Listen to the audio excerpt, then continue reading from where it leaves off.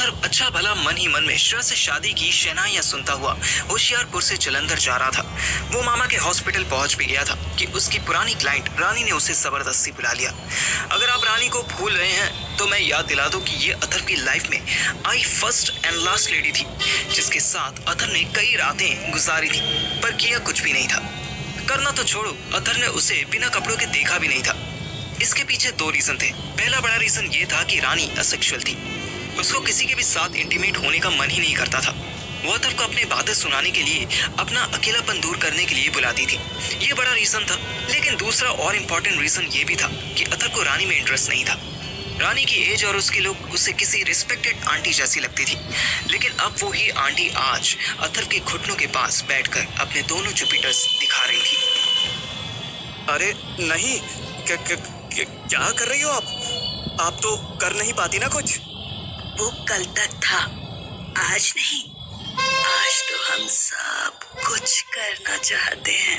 Finally I am feeling it. अरे wait, आज मैं नहीं करना चाहता था।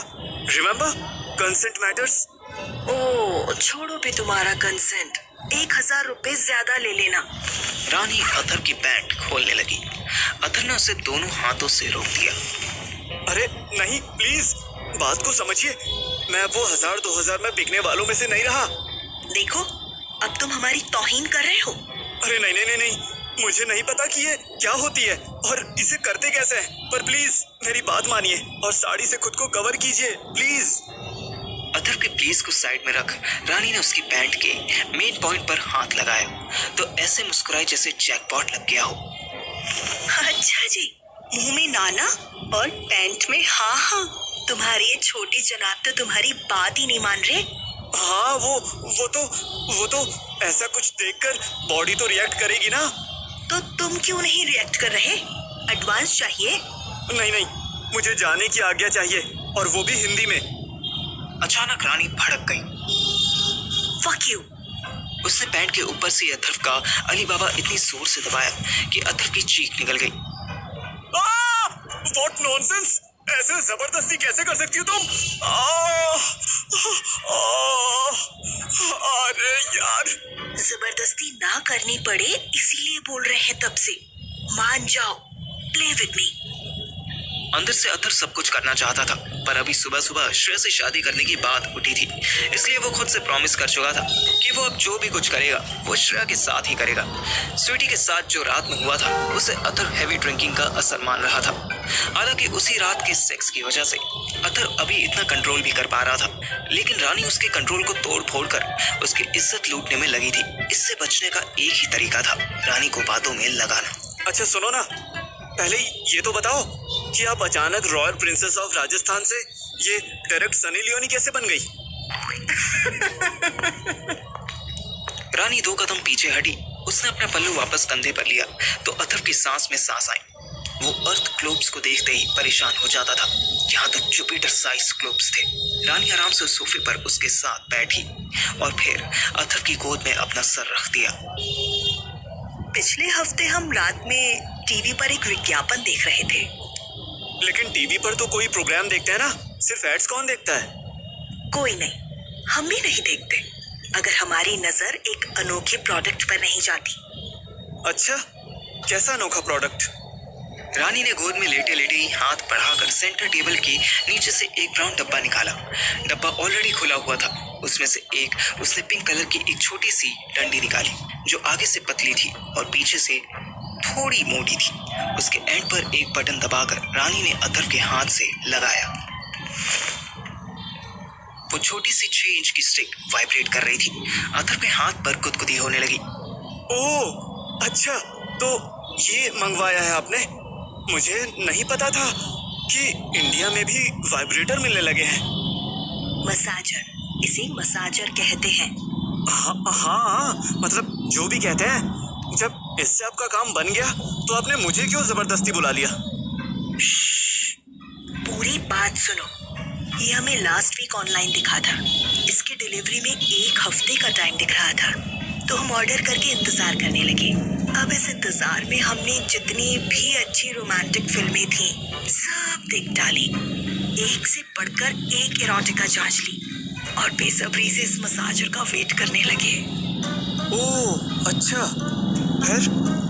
फिर कल रात ही आया, हमने इसको यूज करना शुरू किया और मजा आ गया है ना? नहीं, हमें कुछ फील ही नहीं हुआ। है? साला फॉल्टी प्रोडक्ट है क्या? रिटर्न मार देती। नहीं ना, ये बहुत काम का प्रोडक्ट है, इसकी वजह से हमारा डर निकल गया। हमने यूज तो किया पर हमें वैसा कुछ फील नहीं हुआ जैसा वीडियोस में देखा था। तब हमें सुबह सुबह तुम्हारी याद आई। हमने जो इस नन्हे से डिवाइस के साथ किया है ना, वो तुम्हारे साथ करना चाहते हैं। तुम्हें फील करना है। अब नखरे छोड़ो ना अथर्व, प्लीज। रानी फिर शुरू हो गई। उसने अथर्व की पैंट खोलनी शुरू कर दी। अथर्व उसको रोकने की फिर कोशिश करने लगा, पर सही मायने में उसे रानी से ज्यादा खुद को रोकना पड़ रहा था। अथर्व जैसा सुपर ठरकी लड़का जो एक लंबे समय तक इरेक्शन प्रॉब्लम से परेशान था, वो अब चाहकर भी कुछ नहीं करना चाहता था, क्योंकि उसे श्रेया के साथ शादी करनी थी। लेकिन रानी उसकी लेने में लगी थी। अरे नहीं रानी, प्लीज प्लीज नहीं, समझो ना। अरे कहा ना, रुको रुको रुको। तुम जो कहोगे दूंगी। तुम्हारे मामा का पूरा ट्रीटमेंट मेरी तरफ से। Now fuck me please. Atharva सोफे से उठा तो रानी ने उसकी टी शर्ट पकड़ ली। अरे अरे अरे, टी शर्ट फट जाएगी। रानी ने उसका एक हाथ जबरदस्ती अपने सीने पर रख लिया। अथर्व तो फिर भी जैसे तैसे कंट्रोल कर रहा था, लेकिन उसका हरामी हाथ कैसे कंट्रोल करता, वो स्टार्ट हो गया। रानी रिलैक्स होने लगी। उसने टी शर्ट छोड़ दी, पर अगले ही सेकंड अथर्व को रियलाइज हुआ कि उसे ये सब अब और नहीं करना था। वो फिर भागा, पर पैंट खुली होने की वजह से वहीं गिर गया। रानी उसके ऊपर आने ही वाली थी कि अथर्व फिर उठकर भागने को हुआ कि रानी ने उसकी टी शर्ट पकड़ ली। अथर्व की शर्ट फट गई। अथर्व फिर भी ना रुका, वो फटे कपड़ों में ही दरवाजे की तरफ गया। अथर्व, अगर तुमने यहाँ से एक कदम भी बाहर रखा ना, तो मैं तुम्हारा जीना मुश्किल कर दूंगी। अथर्व रुका, उसने पीछे मुड़कर देखा, फिर अपनी पैंट ऊपर की, जिप बंद की, बेल्ट लगाई और बड़े स्टाइल से बोला, पहले अपनी जिंदगी तो आसान कर लो रानी आंटी, फिर टाइम बचे तो मेरी मुश्किल करना, ठीक है? आई बड़ी। You bastard! आगे की गालियां सुनने से पहले ही अथर्व गेट खोलकर भाग गया। उधर जलंधर में अथर्व रानी के घर से भाग रहा था और इधर श्रेया मेरे घर में घुस रही थी। मैं तृप्ति को साथ लिए जैसे तैसे अपने घर पहुंचा ही था कि मुझे गेट पर ही श्रेया खड़ी दिख गई। मैंने तृप्ति को 1 2 का 4 होने के लिए कहा और खुद श्रेया के साथ घर आ गया। यार तू मुझे वहाँ आंटियों के बीच में छोड़कर क्यों आ गया? बड़ी मुश्किल से निकली हूँ मैं वहां से निकला नहीं, निकाला गया था। सुनीता आंटी ने देख लिया कि मैं कान लगा के उनकी बातें सुन रहा हूँ। एनीवेज, तू यहाँ क्यों आई? मुझे बुला लेती ना बाहर। यार बाहर भटक भटक के थक गई हूँ। फिर मुझे पता था कि जब तेरी मम्मी वहाँ है, पापा ऑफिस है, तो घर पे वैसे भी कोई नहीं होगा, तो यहाँ आ गई। तुझे प्रॉब्लम है? अरे नहीं, not at all, not at all. Problem बस ये है कि अथर्व तुझसे शादी करना चाहता है। What? मैंने अथर्व और अपनी कन्वर्सेशन उसको सुना दी। वो माथा पकड़ के सोफे पर बैठ गई। ये तो बहुत बड़ा मिसएडवेंचर हो गया यार। तुझे जल्दी क्या थी उसे बताने की? देख, उससे सुनीता आंटी से पता चलता तो वो मेरी बहुत बुरी बैंड बजाता। फिर मुझे तो लगा कि साला शादी जैसी जिम्मेदारी वाली बात सुनकर खुद ही घबरा जाएगा और अपनी मम्मी से झगड़ा करेगा, पर वो तो साला तेरे लिए बिल्कुल चेंज होने को राजी है।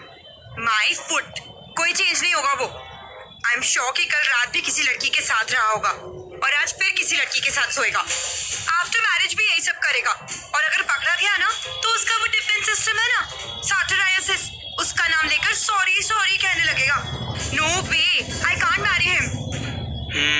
आई नो, बट तू भूल रही है कि एक और लड़का है जो तेरे साथ रहने के सपने देख रहा है। श्रेया मेरी तरफ देखकर स्माइल करने लगी। उसे लगा मैं अपनी बात कर रहा हूँ। मैं अक्षत की बात कर रहा हूँ, तेरा लेटेस्ट बॉयफ्रेंड। तुझे उसको क्लियर कर देना चाहिए कि first of all shut up. Latest boyfriend क्या होता है? मेरे 10 बॉयफ्रेंड रह चुके हैं क्या? अथर्व के बाद बस यही है। मेरी हंसी निकल गई। You disgusting piece of meat!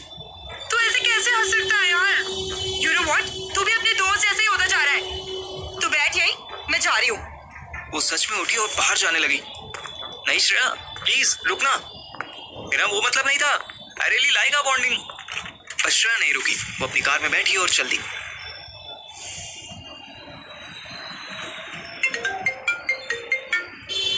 Shreya अभी थोड़ी दूर ही निकली थी कि अथर्व का कॉल आ गया। बाद में बात कर जो Atharva, I am not in the mood now. अरे, I will make your mood darling. Congratulations.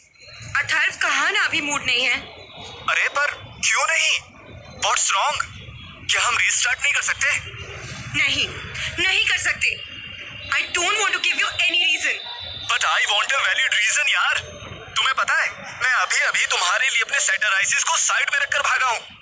Atharva ने एक सांस में रानी की कहानी श्रेया को सुना दी। श्रेया ने कोई जवाब नहीं दिया। श्रेया प्लीज यार, आई नो कि आई एम बेवकूफ, ठरकी एंड नॉट भरोसे के लायक, बट मुझे एक मौका तो दो प्लीज। नहीं दे सकती। क्या? क्यों? God damn it, why?